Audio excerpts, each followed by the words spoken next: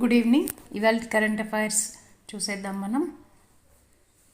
Which book is written by Jayaram Ramesh? The light of Asia అనేది మొట్టమొదటిసారిగా sir Edwin Arnold అనే ఆయన 1879లో రాశారు. ఆ పుస్తకము గడిచిన శతాబ్దాలలో చాలామందిని ఇన్ఫ్లుయెన్స్ చేసింది. రైట్ ఫ్రమ్ వివేకానంద గారు, మహాత్మా గాంధీ, విన్స్టన్ చర్చిల్, జవహర్లాల్ నెహ్రూ, ఇంతమంది జీవితాలను ఇన్ఫ్లుయెన్స్ చేసింది. కాబట్టి ఆ పుస్తకం గురించి, దాని యొక్క జర్నీ గురించి, అది క్రియేట్ చేసిన హిస్టరీ గురించి రాసిన పుస్తకమే జయరామ్ రమేష్ గారు దాని మీద రాశారు. Titled the light of Asia, the poem that defined the Buddha, authored by Jayaram Ramesh. ప్రస్తుతం ఈయన రాజ్యసభ మెంబర్గా ఉన్నారు. కర్ణాటక స్టేట్ నుంచి రిప్రజెంట్ చేస్తున్నారు. గతంలో కేంద్ర మంత్రిగా కూడా పనిచేస్తున్నారు.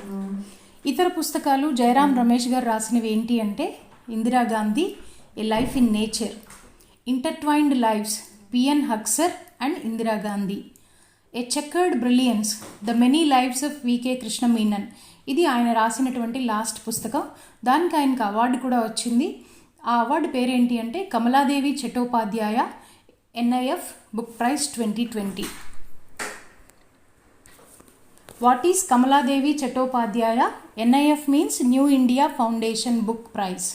ఆ అవార్డు అంటే ఏంటి అనేది చూద్దాం. It recognizes and celebrates excellence in non-fiction writings on modern and contemporary India by writers from all nationalities. ప్రస్తుతం మోడర్న్ ఇండియా గురించి రాసేటటువంటి ఆథర్స్ని ప్రపంచం మొత్తం మీద ఎక్కడున్నా కూడా వారి యొక్క ఎక్సలెన్స్ని గుర్తించి ఇచ్చేటటువంటి అవార్డు ఇది. క్యాష్ ప్రైజ్ 15 lakhs ఇస్తారు. అలాగే ఒక ట్రోఫీ కూడా ఇవ్వబడుతుంది. ఈ అవార్డు 2018లో ఎస్టాబ్లిష్ అయింది. What is the highest temperature recorded in Antarctica region? మనందరికీ తెలుసు ఆర్కిటిక్ అండ్ అంటార్కిటిక్ అనేవి మంచు ఖండాలు. అయినప్పటికీ కూడా అక్కడ అత్యధిక ఉష్ణోగ్రతలు నమోదయ్యాయి. ఎంత నమోదైంది అనేది, Antarctica hits record temperature of 18.3 degrees Celsius. ఇప్పటికీ అత్యధికంగా నమోదైన టెంపరేచర్ 18.3 degrees Celsius. ఈ రికార్డ్ ఎవరు చెప్పారు అంటే United Nations World Meteorological Organization వాళ్ళు గుర్తించారు. ఎప్పుడు నమోదైంది ఈ టెంపరేచరు? 2020 February 6న నమోదైంది. ఆ ప్రాంతం ఏ ప్రాంతంలో నమోదైంది అంటే ఎస్పరాన్జా స్టేషన్ అనే చోట, అర్జెంటీనాకు సంబంధించినటువంటి ఒక రీసెర్చ్ స్టేషన్ ఇది. అక్కడ నమోదైంది 18.3 degrees Celsius. ఇది ఎందుకు ఇంత టెంపరేచర్ నమోదైంది అంటే ఫాన్ కండిషన్స్. ఇది ఒక ఫెనామినా జాగ్రఫీలో. ఫాన్ కండిషన్ అంటే ఏంటి అంటే ఒక మౌంటైన్ పర్వతం కనుక ఉన్నట్లయితే మేఘాలు ఏవైపు అయితే వెళ్తాయో దాన్ని విండ్వర్డ్ అని, మేఘాలు వెళ్ళని డైరెక్షన్ని లీవర్డ్ అని అంటాము. దాంతో ఏమవుతాయంటే హాట్ వేవ్స్ అన్నీ కూడా లీవర్డ్ సైడ్ కిందకి దిగుతూ ఉంటాయి. ఎప్పుడైతే ఆ వేడిగాలులు కిందకి దిగుతాయో అక్కడ ఉన్నటువంటి ఐస్ వాటర్ మెల్ట్ అవుతూ ఉంటుంది, ఐస్ వాటర్గా మారుతూ ఉంటుంది. ఇలాంటి ఫాన్ కండిషన్స్ వల్లే అంటార్కిటికా రీజన్లో ఐస్ మెల్ట్ అవుతుంది. ఎప్పుడైతే ఐస్ మెల్ట్ అయిందో న్యాచురల్లీ హైక్ ఇన్ టెంపరేచర్ అనేది రికార్డ్ అవుతుంది. Down slope winds creating significant surface warming. Down slope winds అనేవి ఎప్పుడూ కూడా లీవర్డ్ సైడే ఉంటాయి. ప్రీవియస్ రికార్డ్ ఇక్కడ ఎంత నమోదైంది అంటే 17.5 degrees Celsius నమోదైంది. అది 2015 March 24న నమోదైనటువంటి టెంపరేచర్.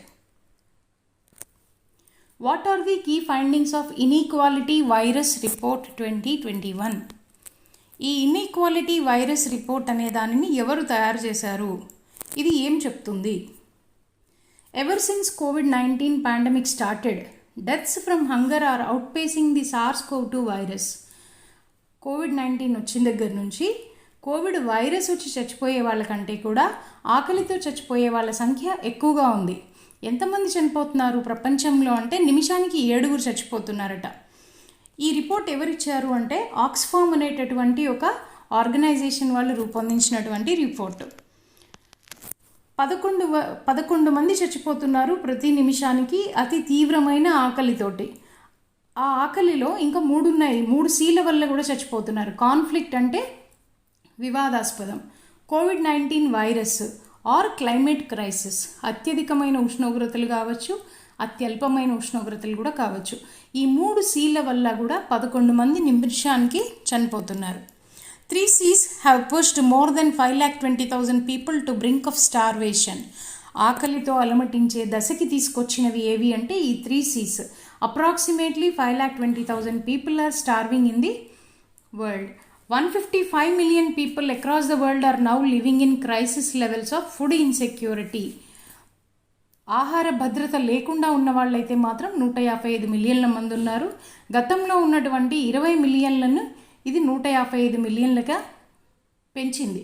అంటే ఎంత పెరిగింది అంటే 20 మిలియన్స్ పెరిగింది. 2020తో పోలిస్తే ఈ సంవత్సరానికి 20 మిలియన్ యొక్క పాపులేషన్ స్టార్వింగ్ ఇన్సెక్యూరిటీ కేటగిరీలోకి పెరగడం జరిగింది. 2/3 of 155 million people face hunger because their country is in military conflict. ఈ మిలిటరీ తగాదాల వల్ల అక్కడున్న కాన్ఫ్లిక్ట్ వల్ల కూడా చాలామంది హంగర్తో సఫర్ అవుతున్నారు. ఎంతమంది అంటే 2/3 of 155. ఈ 155లో దాదాపుగా 2/3 వంతు మంది కేవలం మిలిటరీ కాన్ఫ్లిక్ట్ వల్లే హంగర్తో సఫర్ అవుతున్నారు. సో ఇందాకే చెప్పాము report it was prepared by Oxfam అని. ఆక్స్ఫామ్ అంటే ఏంటి? ఆక్స్ఫామ్ అనేది ఒక 20 చారిటబుల్ ఆర్గనైజేషన్స్ కలిపి యునైటెడ్గా ఏర్పడినటువంటి ఒక ఆర్గనైజేషన్, అది సమూహము. వీళ్ళు ఏం చేస్తారు అంటే ప్రపంచవ్యాప్తంగా ఉన్న పేదరికాన్ని తగ్గించడానికి కృషి చేస్తారు. ఇది 1942లో ఎస్టాబ్లిష్ అయింది ఆక్స్ఫామ్. దీని సెక్రటేరియట్ ఎక్కడుంది అంటే కెన్యా రాజధాని అయినటువంటి నైరోబీలో ఆక్స్ఫామ్ సెక్రటేరియట్ ఉంది. ప్రస్తుతం సిఈఓ ఆఫ్ ఆక్స్ఫామ్ ఎవరు అంటే Danny Sriskandarajah. He is the CEO. వీళ్ళు తయారు చేసినటువంటి the inequality virus global report 2021 అనేది కోవిడ్ వల్ల వచ్చిన ఎఫెక్ట్స్ కానీ, కాన్ఫ్లిక్ట్ కానీ, క్లైమేట్ చేంజ్ని కానీ కవర్ చేస్తూ ఇచ్చినటువంటి ఫైండింగ్స్ ఇవి. Kappa COVID variant detected in which state? మనం ఆల్రెడీ 3 వేరియంట్స్ చదివాము. ఆల్ఫా, బీటా, గామా చదివాము. లాంబ్డా కూడా ట్రేసెస్ విన్నాము ఇటీవల. అయితే ఇప్పుడు కొత్తగా కప్పా వేరియంట్ అనేది భారతదేశంలో ఏ రాష్ట్రంలో గుర్తించబడింది? ఇది ఉత్తరప్రదేశ్లో ఒక 2 కేసులు కప్పా వెరైటీ తోటి గుర్తించబడ్డాయి. ఈ కప్పా వేరియంట్ యొక్క కోడింగ్ ఏముంది అంటే B16171 అని ఉంది. మనం 6172ని డెల్టా ప్లస్ వేరియంట్గా చదువుకున్నాం మనం. సో ఈ కప్పా వేరియంట్ అనేది B1617 అనే లీనియేజ్కి sub lineage. Its coding is B16171. దీనిలో మొత్తం మీద E484Q మ్యుటేషన్స్ అనేవి ఈ కప్పా వేరియంట్లో ఉన్నాయి. మొట్టమొదటిసారిగా ఇది డిసెంబర్ 2020న గుర్తించబడింది. అదే డెల్టా వేరియంట్కి సబ్ లీనియేజ్ కోడింగ్ ఏంటి అంటే B16172. దీన్ని స్పెసిఫిక్ టు ఇండియాగా యునైటెడ్ కింగ్డమ్ వాళ్ళు కూడా గుర్తించారు. ఇది కూడా లీనియేజ్ దేని నుంచి వచ్చింది అంటే B1617 నుంచే వచ్చింది. డెల్టా అండ్ కప్పా 2 కూడా B1617 నుంచి వచ్చాయి. సబ్ లీనియేజెస్ ఈ 2 కూడా. యూపీలో ఈ కేసెస్ ఐడెంటిఫై చేయబడ్డాయి. Which Airways joins IATA's turbulence aware platform? A Airways వాళ్ళు కొత్తగా IATA వాళ్ళ టర్బులెన్స్ అవేర్ ప్లాట్ఫామ్ అనే దానిలో జాయిన్ అయ్యారు? ఫస్ట్ IATA అంటే ఏంటో చూద్దాం. ఇది international air transport association. IATA అంటే ఇంటర్నేషనల్ ఎయిర్ ట్రాన్స్పోర్ట్ అసోసియేషన్. ప్రపంచవ్యాప్తంగా ఉన్నటువంటి ఎయిర్లైన్స్ అన్నిటికీ it will give you some framework, guide lines అన్నీ కూడా ఇస్తారు.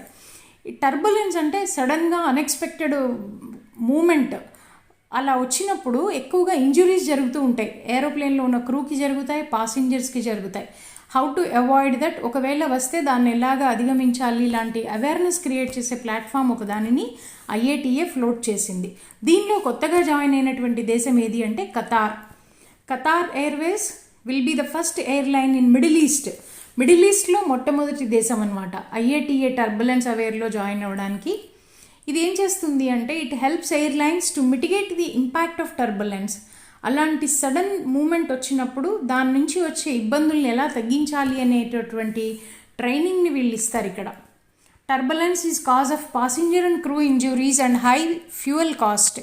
ఎక్కువగా ఫ్యూయల్ కూడా ఖర్చు అవుతుంది టర్బులెన్స్ ఉన్నప్పుడు. వీళ్ళు ఏం చేస్తారు అంటే ప్రపంచవ్యాప్తంగా ఉన్నటువంటి టర్బులెన్స్కి కారణమైన డేటాని తీసుకుని they will share across the airlines operating around the world. దానివల్ల ఏమవుతుందంటే ఏ పాత్లో వెళ్ళాలి, ఆప్టిమల్ పాత్ ఫర్ ట్రావెల్ ఏది, ఏ హైట్లో ట్రావెల్ చేయాలి అనేటటువంటి పారామీటర్స్ అన్నీ కూడా ఈ డేటా నుంచి వాళ్ళు అసెస్ చేస్తారు. ఎప్పుడైతే ఈ టర్బులెన్స్ అవేర్ ప్లాట్ఫామ్లో జాయిన్ అయిందో ఇప్పుడు Qatar Airways equipped 120 aircrafts. ఈ టర్బులెన్స్ ప్లాట్ఫామ్కి ఎన్ని ఎయిర్ క్రాఫ్ట్స్ వచ్చాయి ఖతార్వి అంటే 120 aircrafts joined with this. Okay, so IATA అనేది 1945లో ఎస్టాబ్లిష్ అయింది. హెడ్ క్వార్టర్ వచ్చేసి కెనడా, ఎగ్జిక్యూటివ్ ఆఫీస్ వచ్చి Geneva, Switzerland. MTech programme in defence technology, దీన్ని ఎవరు లాంచ్ చేశారు? DRDO, defence research development organisation, and AICTE, all India council for technical education. ఈ ఇద్దరూ కలిసి జాయింట్గా MTech programme in defence technology అనే ప్రోగ్రామ్ని లాంచ్ చేశారు. అయితే ఈ ఎంటెక్ ప్రోగ్రాము ఏ ఇన్స్టిట్యూషన్స్ ఆఫర్ చేస్తాయి అంటే AICTE అఫిలియేటెడ్ ఇన్స్టిట్యూట్స్ ఏవైతే ఉన్నాయో ఆ ఇన్స్టిట్యూట్స్ లేదా యూనివర్సిటీస్, NITs, IITs, ఇతర ప్రైవేట్ ఇన్స్టిట్యూట్స్ కూడా ఈ ఎంటెక్ ఇన్ డిఫెన్స్ టెక్నాలజీని ఆఫర్ చేస్తాయి. వీళ్ళకి కావాల్సినటువంటి టెక్నికల్ సపోర్ట్ ఎవరిస్తారు అంటే institute of defence scientist and technologies అనేటటువంటి వాళ్ళు వీళ్ళకి కావాల్సిన టెక్నికల్ సపోర్ట్ని ఎక్స్టెండ్ చేస్తాయి. దీనివల్ల ఉపయోగం ఏంటి అంటే మనకి కావలసినటువంటి పర్సనల్ ఎక్స్పర్ట్స్ ఇన్ ది డొమైన్ని మనమే తయారు చేసుకుంటున్నాం ఈ టెక్నికల్ కోర్సు ద్వారా. That will help us in achieving the goal of Atmanirbhar Bharat యొక్క విజన్ని మనం సాధించడానికి కూడా ఈ ప్రోగ్రామ్ మనకి ఉపయోగపడుతుంది. ఇకపోతే ఎంటెక్ ప్రోగ్రాంలో ఏమేం బ్రాంచెస్ ఉంటాయి అంటే aero technology, combat technology, communication system and sensors, naval technology, directed energy technology and high energy materials technology. 6 బ్రాంచెస్లో కూడా ఎంటెక్ ప్రోగ్రామ్ని కండక్ట్ చేస్తారు. ఇక్కడ కోర్స్ కండక్ట్ చేసిన వాళ్ళు ఒకవేళ వాళ్ళు ఏదన్నా ఫర్దర్ PhDలు రీసెర్చ్ వర్క్స్ చేసుకోవాలి అంటే కనుక they are permitted to work in DRDO laboratories, అలాగే defence public sector undertakings and ఇండస్ట్రీస్లో కూడా. ఇండస్ట్రీస్ ఏమున్నాయి మనకి, యాంట్రిక్స్ ఉంది, అలాగే అహ్మదాబాద్లో ఈ ఫిజిక్స్కి సంబంధించిన ఇన్స్టిట్యూట్స్ ఉన్నాయి.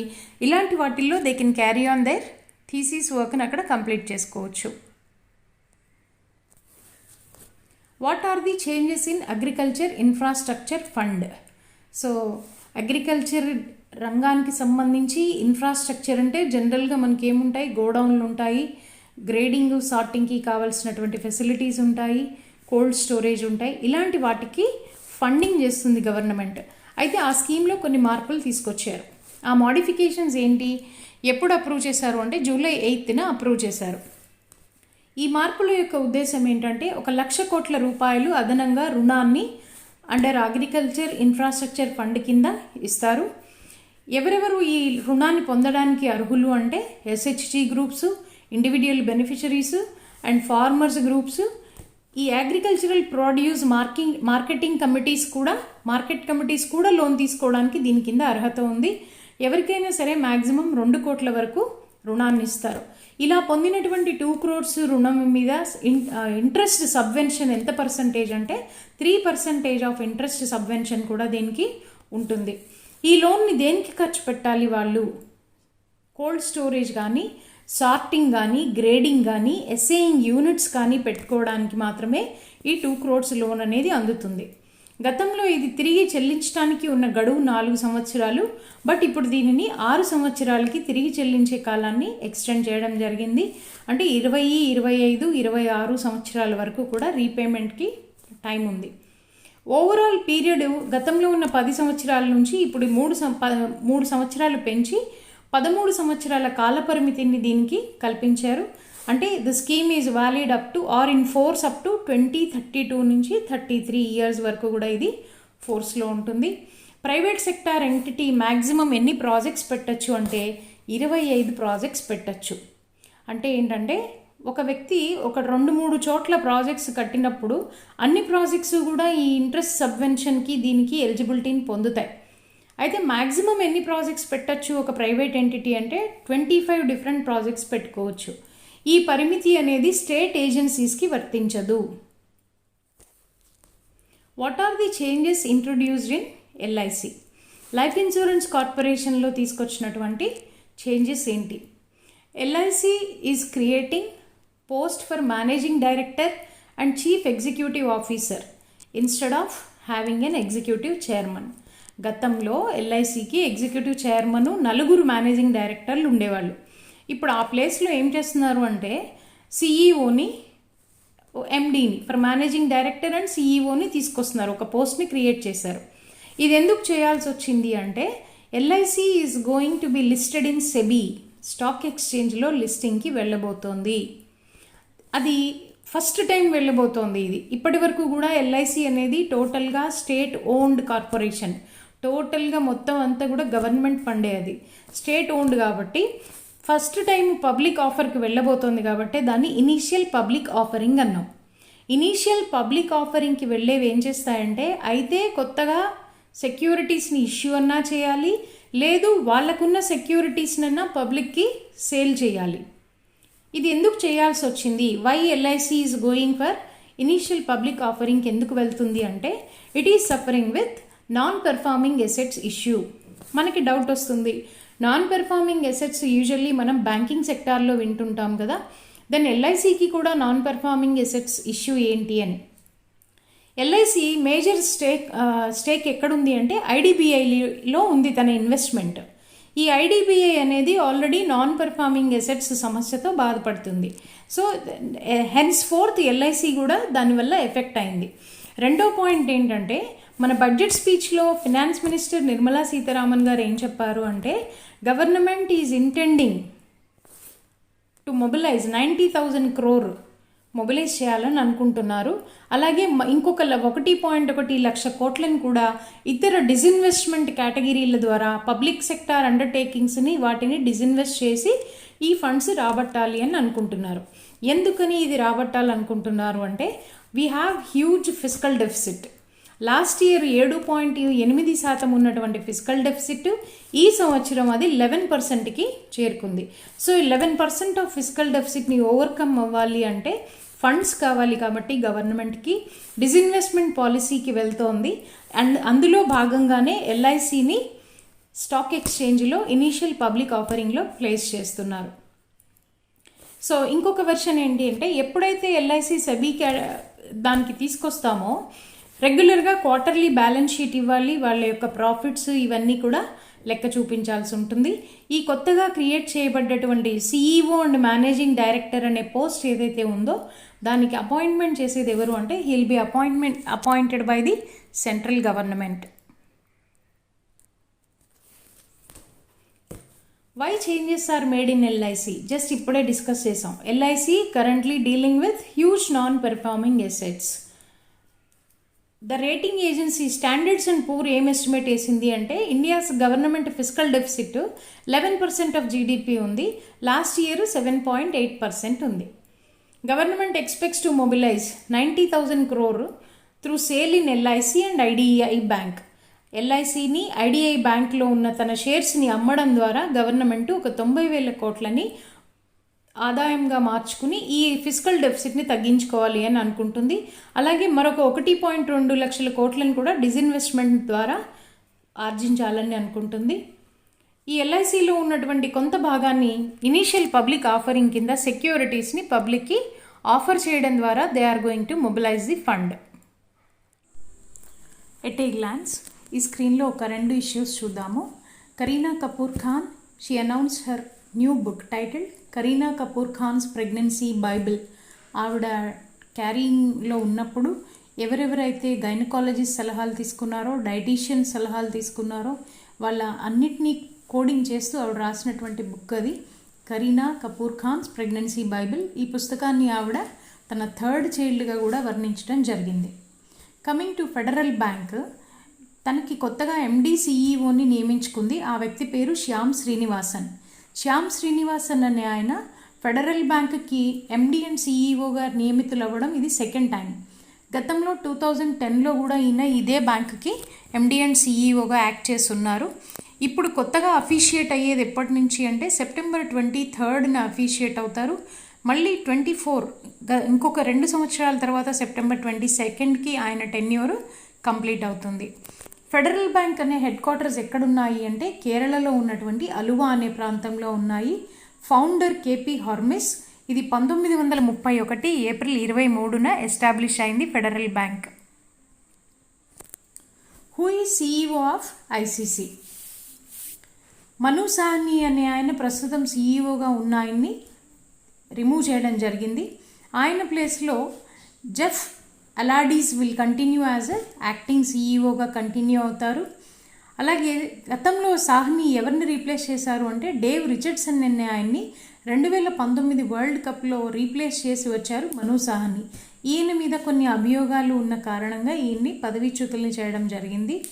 ICC head quarters is in Dubai, United Arab Emirates. ఇది 1909 జూన్ 15న ఎస్టాబ్లిష్ అయింది. ప్రస్తుతం డిప్యూటీ చైర్మన్గా ఇమ్రాన్ ఖ్వాజా ఉన్నారు. చైర్మన్గా గ్రెగ్ బార్క్లే ఉన్నారు. Which state is developing heritage sites? Karnataka state వాళ్ళు 46 ప్రాంతాలని 3 సర్క్యూట్స్గా డెవలప్ చేస్తున్నారు అక్కడ టూరిజంని ప్రమోట్ చేయడానికి. ప్లస్ బెంగళూరు నగరాన్ని స్థాపించినటువంటి కెంపెగౌడ అనే ఆయన వ్యక్తిని స్మరించుకుంటూ ఆయన గుర్తుగా ఆయనకి సంబంధించిన ప్లేసెస్ ఎక్కడెక్కడైతే ఉన్నాయో వాటిని డెవలప్ చేస్తున్నారు. ఈ కెంపెగౌడ అనే ఆయన విజయనగర సామ్రాజ్యం టైంలో ఒక చీఫ్ టైన్గా ఉండేవారు. తదనంతరం బెంగళూరు ఆ సిటీని మొత్తం ఎస్టాబ్లిష్ చేసింది, డెవలప్ చేసింది కూడా కెంపెగౌడ గారు. సో 46 కెంపెగౌడ హెరిటేజ్ సైట్స్ ఎక్కడెక్కడ ఉన్నాయంటే బెంగళూరు అర్బన్లో ఉన్నాయి, రూరల్లో ఉన్నాయి, రామ్నగర, చిక్బళ్ళాపూర అండ్ టుమ్కూరు డిస్ట్రిక్ట్స్లో ఉన్నాయి. అక్కడ ఉన్న ఈ 46 సైట్స్ డెవలప్ చేయడాన్ని 3 సర్క్యూట్స్గా తీసుకున్నారు వాళ్ళు. ఆ సర్క్యూట్స్ ఏంటి అంటే మాగడి సర్క్యూట్ 132 కోట్లతో డెవలప్ అవుతుంది. బెంగళూరు సర్క్యూట్ 47 కోట్ల రూపాయల ఖర్చుతోటి డెవలప్ అవుతుంది. నంది సర్క్యూట్ 44 కోట్ల రూపాయలతో ఖర్చు అవుతుంది. టోటల్గా ప్రాజెక్ట్కి అయ్యే కాస్ట్ 223 కోట్ల రూపాయలతోటి ఈ సైట్స్ డెవలప్ చేస్తారు. ఇది ఎవరికి గుర్తుగా అంటే Nadaprabhu Kempegowda, founding father of Bengaluru, ఆ నగరాన్ని స్థాపించిన వ్యక్తికి గుర్తుగా ఈ ప్రోగ్రామ్ని టేకప్ చేశారు. Which film is added to national Film Archive of India? ఇటీవల కొత్తగా ఒక సినిమాని ఫిల్మ్ ఆర్చీవ్ ఇన్స్టిట్యూట్కి ఇచ్చారు. ఏ ఫిల్మ్ అది అనేది చూద్దాం. National Film Archive of India has announced significant edition of the original camera negative of Raj Kumar Hirani's 2014 film PK. Aamir Khan నటించినటువంటి రాజ్ కుమార్ హిరానీ గారితే డైరెక్ట్ చేయబడినటువంటి 2014లో తీసినటువంటి ఫిల్మ్ పీకే. దీనిని కమింగ్ జనరేషన్స్కి ఎకడమిక్ పర్పస్ కావచ్చు, మరొక పర్పస్ కావచ్చు, ప్రిజర్వ్ చేయమని ఎవిడెన్స్ పోస్టర్స్ కానీ నెగటివ్స్ కానీ టోటల్ మెటీరియల్ మొత్తాన్ని కూడా నేషనల్ ఫిల్మ్ ఆర్చీవ్ ఆఫ్ ఇండియాకి హ్యాండ్ ఓవర్ చేయడం జరిగింది. ఈ ఇన్స్టిట్యూట్ ఎప్పుడు ఎస్టాబ్లిష్ అయింది అంటే 1964లో ఎస్టాబ్లిష్ అయింది. మినిస్ట్రీ ఆఫ్ ఇన్ఫర్మేషన్ అండ్ బ్రాడ్కాస్టింగ్లో ఒక వింగ్ లాగా ఇది ఏర్పాటైంది.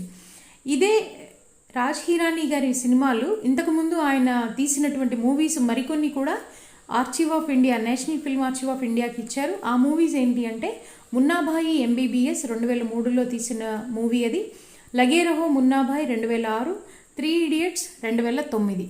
ఈ మూవీస్ని కూడా నేషనల్ ఫిల్మ్ ఆర్చీవ్ ఆఫ్ ఇండియాకి ఇవ్వడం జరిగింది. ఇటీవలి కాలంలో ఆర్బీఐ 14 బ్యాంకుల మీద పెనాల్టీ వేసింది. అవి ఏంటి, ఎంత అనేది చూద్దాం. RBI impose penalty on how many banks? మొత్తం 14 బ్యాంకులు. ఆ పెనాల్టీ మొత్తం 14.5 కోట్లు.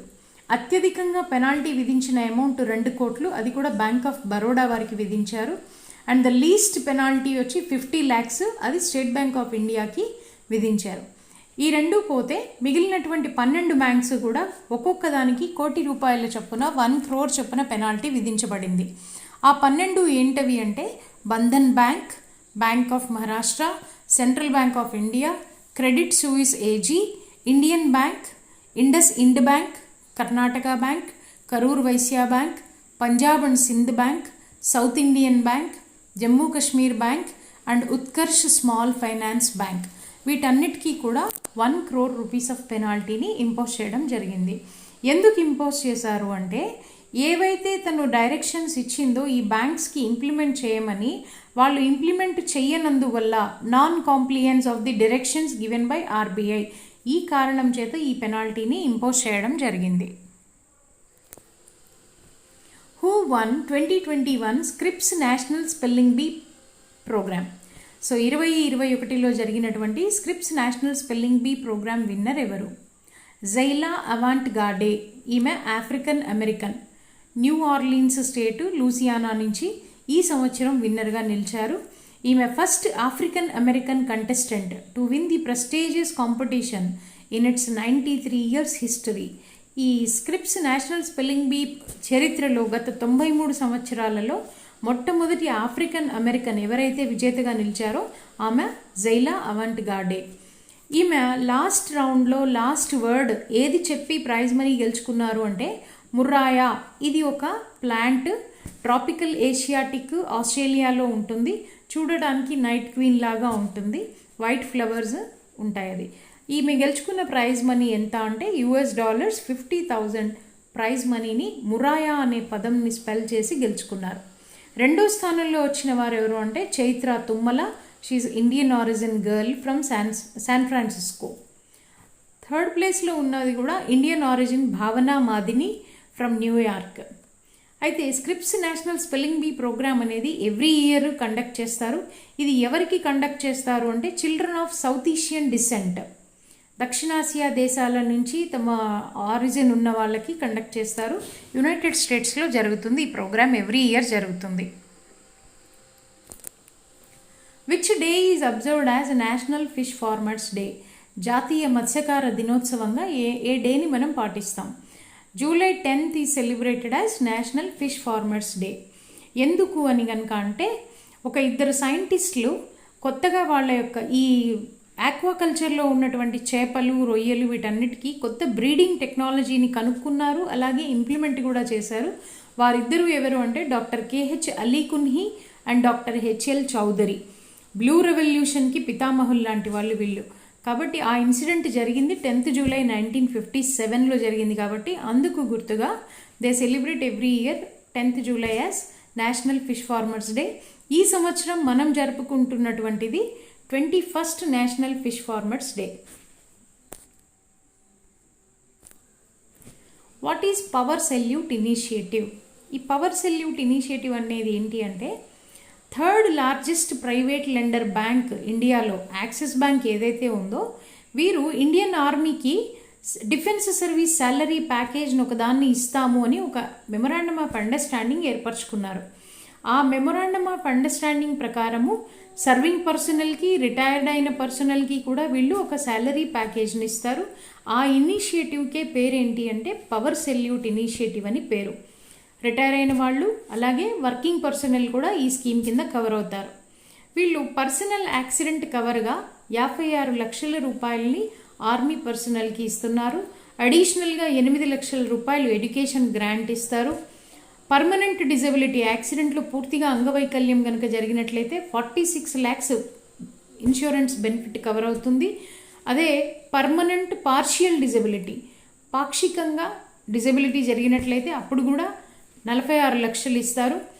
ఎయిర్ యాక్సిడెంట్, ఎయిర్ ఫోర్స్ విభాగంలో కనుక యాక్సిడెంట్ జరిగినట్లయితే 1 కోటి రూపాయల వరకు కూడా ఇన్సూరెన్స్ కవరేజ్ ఉంటుంది. Free additional debit card for a family member. Air యాక్సిడెంట్లో పోయిన వాళ్ళు ఎవరైనా ఉన్నట్లయితే వాళ్ళ కుటుంబ సభ్యులకి ఒకరికి డెబిట్ కార్డ్ కూడా ఇవ్వడం జరుగుతుంది. ఈ బెనిఫిట్స్ అన్నింటితో కలిసి వాళ్ళకి శాలరీ ప్యాకేజ్ని Axis Bank is going to extend. Khadi Village Industries Commission KVIC secures trade mark for which product? మనకు తెలుసు ఇంటెలెక్చువల్ ప్రాపర్టీ రైట్స్లో ట్రేడ్ మార్క్స్ అనేది ఒక ప్రాపర్టీ రైట్ అది. సో ఖాదీ ప్రోడక్ట్కి రీసెంట్గా ట్రేడ్ మార్క్ని సాధించింది KVIC. ఏ దేశాల్లో సాధించింది? Bhutan, United Arab Emirates and Mexico. June, July నెలల్లో, గడిచిన ఈ 3 నెలల్లో మనకి వచ్చినటువంటి ట్రేడ్ మార్క్ రికగ్నిషన్ వచ్చిన countries Bhutan, United Arab Emirates and Mexico. ఇది ఖాదీని గ్లోబల్గా ప్రమోట్ చేయడం కోసం, దానికి ఒక బ్రాండ్ని ఎస్టాబ్లిష్ చేయడం కోసం ఈ ట్రేడ్ మార్క్ని సాధించింది. అయితే దీంతో పాటుగా ఇంకా 40 దేశాల్లో ఈ అప్లికేషన్స్ పెండింగ్ ఉన్నాయి. వాటిల్లో కొన్ని America, Qatar, Sri Lanka, Japan, Italy, Australia, New Zealand, Singapore, Brazil and others. అయితే ఇప్పుడు వచ్చిన ఈ 3 కాకుండా ఆల్రెడీ మనకి ఇంకొక 6 దేశాల్లో మనకి ట్రేడ్ మార్క్ వచ్చేసి ఉన్నాయి. అవి ఎక్కడెక్కడ గుర్తించబడింది ఖాదీ బ్రాండ్ అంటే Germany, United Kingdom, Australia, Russia, China and European Union. వీటిల్లో మనకు ఆల్రెడీ ట్రేడ్ మార్క్ని సాధించడం జరిగింది. Which mangoes are shipped to Bahrain? ఈరోజే అది జరిగిన ఇన్సిడెంట్ కూడా ఈరోజే బహ్రెయిన్కి మనము జియోగ్రాఫికల్ ఇండికేషన్ ఉన్నటువంటి ఫాజిల్ మ్యాంగో వెరైటీని ఎక్స్పోర్ట్ చేసాం. ఈ ఫాజిల్ మ్యాంగోస్ ఎక్కడి నుంచి తెప్పించాము అంటే వెస్ట్ బెంగాల్లో నుంచి మాల్డా అనే జిల్లా నుంచి తెప్పించి బహ్రెయిన్కి ఎక్స్పోర్ట్ చేయడం జరిగింది. అయితే ఇది దోహా, ఖతార్లలో గత నెల కాలంగా ఈ మ్యాంగో ప్రమోషన్ ప్రోగ్రామ్ ఎగ్జిబిషన్ అయితే జరుగుతోంది. ఆ ఎగ్జిబిషన్కి ఇండియా నుంచి వెస్ట్ బెంగాల్ అండ్ ఉత్తరప్రదేశ్ నుంచి కొన్ని వెరైటీస్ ఆఫ్ మ్యాంగోస్ని డిస్ప్లేకి పంపడం జరిగింది. ముఖ్యంగా మన నుంచి వెళ్ళినటువంటి 9 వెరైటీస్ ఏవైతే జిఐ సర్టిఫైడ్ మ్యాంగోస్ వెరైటీస్ ఉన్నాయో అవేంటి అంటే ఖీర్ సప్తి, ఇది మాల్డా నుంచే వచ్చింది. లఖన్ భోగ్, ఇది కూడా మాల్డా నుంచి. ఫాజ్లీ, మాల్డా వెస్ట్ బెంగాల్. దశహరి, మలీహాబాద్ యూపీ నుంచి వచ్చిన variety Dussehri. And Amrapali and Chausa, ఇవి కూడా వెస్ట్ బెంగాల్ నుంచి వచ్చిన వెరైటీసే. Langra, Nadia, West Bengal. So majority of the fruits are from West Bengal. కొన్ని మాత్రం యూపీ నుంచి ఈ దోహా, ఖతార్లో జరిగిన మ్యాంగో ఎగ్జిబిషన్కి పంపినటువంటి వెరైటీస్. అయితే రీసెంట్గా 2.5 మెట్రిక్ టన్నుల జిఐ సర్టిఫైడ్ బంగినపల్లి, సువర్ణరేఖ ఈ వెరైటీస్ని కృష్ణా మరియు చిత్తూరు జిల్లాల నుంచి సేకరించి ఎగుమతి చేయడం జరిగింది. లీడింగ్ వెరైటీస్, ఇండియా నుంచి ఎగుమతి అయ్యే లీడింగ్ వెరైటీస్ ఆఫ్ మ్యాంగోస్ ఏంటి అంటే అల్ఫాన్సో, కేసర్, తోతాపురి అండ్ బంగినపల్లి. ఇవి చాలా వైడ్గా ఎక్స్పోర్ట్ అవుతూ ఉంటాయి. ఏ ఫార్మాట్లో అవుతుంది మ్యాంగో ఎక్స్పోర్ట్ అంటే పల్ప్ ఫార్మాట్లో అవుతుంది, డ్రై జెల్లీ వెర్షన్ అవుతుంది, స్లైసెస్ వెర్షన్లో కూడా అవుతూ ఉంటుంది. ఇది ఫుడ్ ప్రాసెసింగ్ జరిగిన తర్వాత. Who supplies Akash missiles to Indian air force? Akash missiles ఇవి ఏంటి అంటే surface to air missile, 30 kilometres range వరకు కూడా ఇవి టార్గెట్ చేయగలుగుతాయి. భారత్ డైనమిక్స్ లిమిటెడ్ వారు మినిస్ట్రీ ఆఫ్ డిఫెన్స్ తోటి ఒక ఒప్పందం ఏర్పరచుకున్నారు. ఆ ఒప్పందం విలువ 499 కోట్లు. ఏంటి అంటే ఈ ఆకాష్ మిసైల్స్ అనే వాటిని వాళ్ళు మ్యానుఫ్యాక్చర్ చేసి డిఫెన్స్కి సప్లై చేస్తారు. ఇక్కడ డిఫెన్స్ అంటే బోత్ ఆర్మీకి, ఇండియన్ ఎయిర్ ఫోర్స్కి ఇద్దరికీ సప్లై చేసేటటువంటి డీల్ ఇది. Worth 499 crores.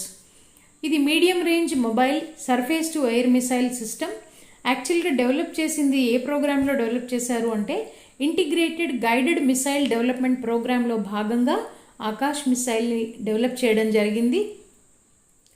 జనరల్గా కూడా ఈ ఇంటిగ్రేటెడ్ గైడెడ్ మిసైల్ డెవలప్మెంట్ ప్రోగ్రామ్కి మనకి ప్రొడక్షన్ ఏజెన్సీ ఎవరు అంటే భారత్ డైనమిక్స్ లిమిటెడ్ వారే మనకి ప్రొడక్షన్ ఏజెన్సీ.